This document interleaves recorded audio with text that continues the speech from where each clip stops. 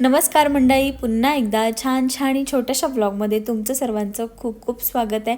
आजची जी रेसिपी आहे ती आय थिंक सगळ्यांचीच आवडीची असेल आणि थंडीमध्ये तर गरमागरम खाण्यात काय वेगळीच मजा आहे। तर आजची जी रेसिपी आहे ती तुम्ही जरी पहिल्यांदा जरी ही बघून केलीत ना तरी ही अगदी परफेक्ट करू शकता। इतक्या छान मी स्टेप्स सांगितलेल्या आहेत। तर चला रेसिपीला सुरुवात करूया। तर इथे मी 1 वाटी दही घेतलेलं आहे। शक्यतो दही आंबट असेल ना तर अजून छान होईल आपली रेसिपी। तर इथे मस्तपैकी 1 वाटीचं प्रमाण घेतलेलं आहे। आजचं जे काही प्रमाण आहे ते 3 लोकांसाठी अगदी योग्य आहे। तर इथे मी वापरलेला आहे अर्धा चमचा हळद आणि नंतर आपण थोडीशी हळद वापरणार आहोत। ह्या प्रोसेसने तुम्ही पहिल्यांदा जरी केलं तरी तुम्ही अगदी परफेक्ट करू शकता। तर इथे मी 2 चमचे भरून बेसन वापरलेलं आहे आणि त्यानंतर आपल्याला थोडीशी याच्यामध्ये टाकायचे रेड चिली पावडर, म्हणजे आपला जो लाल मसाला असतो तो। तुम्ही ही पद्धत कदाचित नसेल कधी केली किंवा जी कॉमन आपली पद्धत आहे थोडीशी वेगळी आहे, पण अशा पद्धतीने तुम्ही करून बघा। तर इथे आपण हळद, थोडासा मसाला आणि बेसन छानपैकी दह्यामध्ये मिक्स करून घ्यायचं आहे, छानपैकी फेटून घ्यायचं आहे। तर इथे मी 1 वाटी दही वापरलेलं आहे। तर 1 वाटीच्या दह्याच्या प्रमाणासाठी तुम्ही 3 वाट्या इथे मस्तपैकी पाणी वापरू शकता आणि हे प्रमाण अगदी योग्य आहे।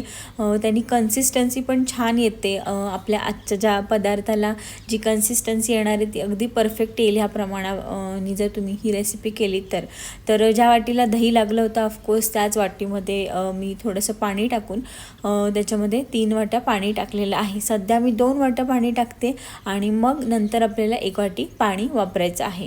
तर इथे पाणी टाकल्यानंतर पुन्हा एकदा आपल्याला ते छान मिक्स करून घ्यायचं आहे। असं मिक्स केल्यामुळे ना आपली ही जी रेसिपी आहे ती कधी कधी ना खराब होण्याची शक्यता असते। फुटतं दही, तर ते नाही फुटणार। त्याच्यामुळे तुम्ही अशी जी प्रोसेस आहे ती केलीत ना तर 100% तुमची रेसिपी अगदी व्यवस्थितच होईल। थोडंसं पाणी टाकल्यानंतर, म्हणजे 2 वाट्या पाणी टाकल्यानंतर पुन्हा एकदा छानपैकी मिक्स करून घ्यायचे। बेसनच्या अजिबात त्याच्यामध्ये गाठी राहिल्या नाही पाहिजे, त्याची आपण थोडीशी काळजी घ्यायची, कारण त्या गाठी राहिल्या ना तर त्या खायला पण छान वाटत नाही। त्याच्यामुळे पूर्ण व्यवस्थित आपल्याला ते मिक्स करून घ्यायचं आहे। तर इथे आपलं छानपैकी मिक्स करून झालेलं आहे। आता आपण फोडणी द्यायला सुरुवात करूया।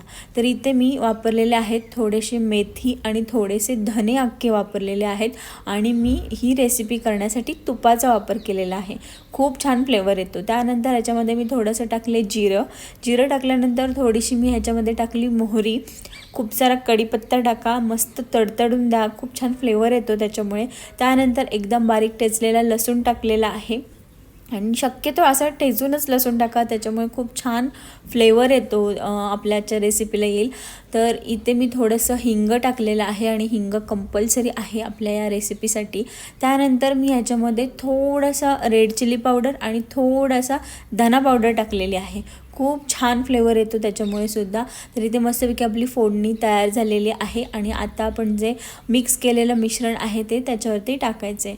इतका मस्त स्मेल येतो आणि तुपामुळे तर अगदी छान फ्लेवर येतो त्याला। तर इथे मस्तपैकी आपलं जे पाणी आहे ते टाकून झालेलं आहे। त्याच्यामध्ये मी आधी 2 वाट्या वापरलेल्या आहे आणि नंतर आता 1 वाटी वापरलेली आहे। मीठ आपल्याला अजून टाकायचं नाही आहे। त्याच्यानंतर मी त्याच्यामध्ये थोडीशी कोथिंबीर टाकली। शक्यतो असा मीडियम गॅस ठेवायचा आणि एकच उकळी येऊन द्यायची। ती पहिली उकळी आली कीच कळतं आपल्याला की आपली रेसिपी योग्य झाली आहे की नाही। तर इथे छानपैकी उकळी आलेली आहे आणि आत्ता मी त्याच्यामध्ये मीठ टाकते। जर असं थंड असताना जर तुम्ही मीठ टाकलं ना तर ते फुटण्याची शक्यता असते, त्याच्यामुळे थोडीशी एक उकळी आल्यानंतर आपण त्याच्यामध्ये मीठ टाकायचं आहे। तर इथे छानपैकी मीठ टाकलेलं आहे आणि अशा पद्धतीने जेव्हा आपण ही कढी करतो त्याच्यामुळे एक छान फ्लेवर येतो, टेस्ट पण वेगळी लागते। थोडासा धना पावडर आणि रेड चिली पावडरनी त्याला छानपैकी टेस्ट येते। तर आता आपण त्याच्यामध्ये अजून एक गोष्ट टाकणार आहोत, तर त्याची आपण तयारी करतो। इथे मी घेतलेलं आहे 1 वाटी ती छोटी बेसन। त्यानंतर त्याच्यामध्ये मी खूप सारा जिरं टाकलेलं आहे, ओवा टाकलेला आहे, रेड चिली पावडर, हळद आणि थोडंसं धना पावडर टाकलेली आहे आणि चवीपुरतं मीठ आणि थोडंसं पातळ भजीसारखं आपल्याला करून घ्यायचं आहे। आणि 3 लोकांसाठी इनफ आहे, म्हणजे आपण 1 वाटी दही वापरले तर 1 वाटी दह्यासाठी आपण 3 वाट्या पाणी वापरले, तेवढ्याची आपण ही छान कढी केलेली आहे। आणि एक छोटी वाटी आपण बेसन वापरून हे त्याच्यामध्ये कढी पकोडा करणार आहोत. म्हणजे आजची आपली जी रेसिपी आहे त्याचं नाव आहे कढी पकोडा. आणि कधी कधी आपल्याला अशा काही गोष्टींची नावं ऐकून असं वाटतं की जमेल की नाही आपल्याला, किंवा त्याला काही वेगळी प्रोसेस असेल, वेगळ्या गोष्टी लागत असेल, पण असं बिलकुल नाही आहे. आपल्या घरामध्ये जे काय अवेलेबल असतं त्याच्यामधूनच ह्या सगळ्या गोष्टी होत असतात. तर इथे छानपैकी आपण छोटे छोटे पकोडे करून घ्यायचे. म्हणजे आपण जी नॉर्मल भाजी करतो तशी करून घ्यायचे आणि व्यवस्थित शिजवून द्यायचे आणि शक्यतो छोटे छोटे करायचे, ते खायला छान वाटतात.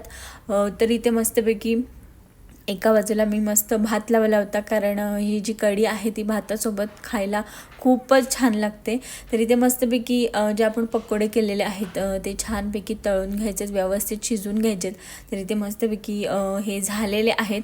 आणि जेव्हा तुम्हाला कढी खायची असेल, म्हणजे तुम्ही जर आता जेवायला घेणार असाल तर त्याच्या 10 मिनटं आधीच छानपैकी कढीला एक उकळी येऊन द्यायची आणि त्याच्यामध्ये हे पकोडे टाकायचे. जर तुम्ही आधीच टाकून ठेवले ना तर ते नरम होतात, त्याच्यामुळे असे गरम गरमच टाकायचे, खायला खूपच छान वाटतात. आणि सध्या थंडी आहे, थंडीमध्ये ही जी रेसिपी आहे ती सगळ्यांना आवडेल, कारण दिवसभर थंडी असते, असं नाही आहे की काही स्पेसिफिक टायमामध्येच थंडी असते. त्याच्यामुळे थंडीमध्ये ही रेसिपी तुम्ही कधीही म्हणजे केली तरी कोणालाही आवडेल.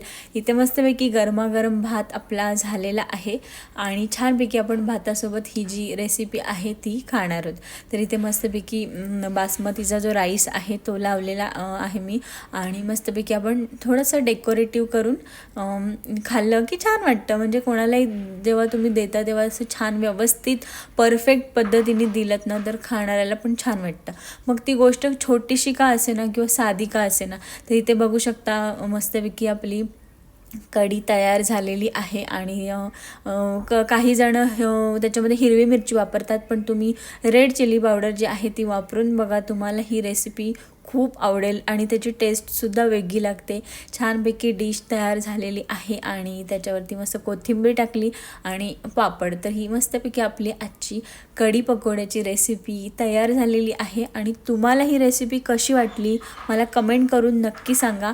आणि जर ही रेसिपी आवडली असेल तर आजच्या आपल्या ब्लॉगला नक्की लाईक करा आणि शेअर करा. आणि नवीन असेल कोण तर लवकरात लवकर आपल्या चॅनल सबस्क्राईब करा. पुन्हा नवीन छान रेसिपीसोबत आपण भेटूया. तोपर्यंत बाय बाय.